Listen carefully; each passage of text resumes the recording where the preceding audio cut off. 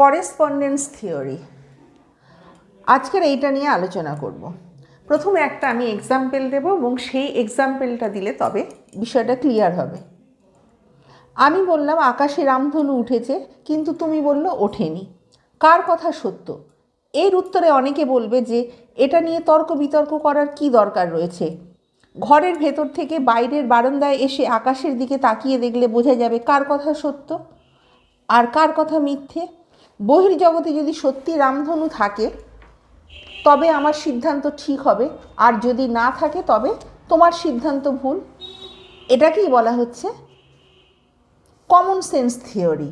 কেননা আমরা যখন যেটা কেউ বলছে সেইটা আমরা যদি অ্যাপ্লাই করি এবং রিয়েল জগতে সেটা থাকে, তাহলে সেটা বোঝা যাচ্ছে যে ঠিক রয়েছে। এটা হচ্ছে কমন সেন্স থিওরি বা সাধারণ মতবাদ। আমরা মনে মনে যে ধারণা করি সেই ধারণা অনুযায়ী যদি কোনো পদার্থ বাস্তবিকই বিদ্যমান থাকে তবে আমাদের ধারণা সত্য, আর যদি সেই রূপ কোনো জিনিস না থাকে তবে তাহলে সেটা মিথ্যা। এইভাবে আমরা আমাদের দৈনন্দিন জীবনে সত্য মিথ্যা নির্ধারণ করে থাকি আমাদের মানসিক ধারণার অনুরূপ কোনো জাগতিক পদার্থ আছে কি না এটা নির্ধারণ করতে পারলেই সত্য মিথ্যা নির্ধারিত হয়ে যায়। সুতরাং বোঝা যাচ্ছে যে মানসিক জগতের সঙ্গে যখন বাস্তবিক জগতে সেই জিনিসটা থাকবে এবং মিল থাকবে, সেটাই হচ্ছে করেসপন্ডেন্স থিওরির মধ্যে অ্যাপ্লাই করা যাবে। অর্থাৎ বাস্তবিক ঘটনা এবং মানসিক ঘটনা দুটোর মধ্যে মিল থাকতে হবে, তবেই হবে সেটা করেসপন্ডেন্স থিওরি। এবং এইভাবে দার্শনিকেরা তারা ব্যাখ্যা করছেন করেসপন্ডেন্স থিওরিটাকে।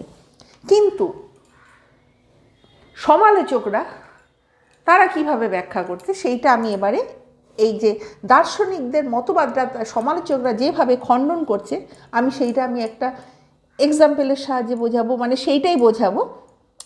এই মতবাদকে অগ্রাহ্য করা যায় না, কেননা যেহেতু করেসপন্ডেন্স থিওরি সেটাকে আমরা কখনো অগ্রাহ্য করতে পারি না। বাস্তবিক জগতেও রয়েছে, মানসিক জগতেও রয়েছে, আমরা যখন দেখতে পাচ্ছি এটা আমরা কখনো অস্বীকার করছি না। সমালোচকরা বলছে, অনেকে বলছেন যে সত্য নির্ধারণের পক্ষে এটাই সর্বশ্রেষ্ঠ পন্থা, যেহেতু বাস্তবিক জগতে রয়েছে আবার মানসিক জগতেও রয়েছে, তাহলে এটা সত্য নির্ধারণের জন্য শ্রেষ্ঠ পন্থা হচ্ছে।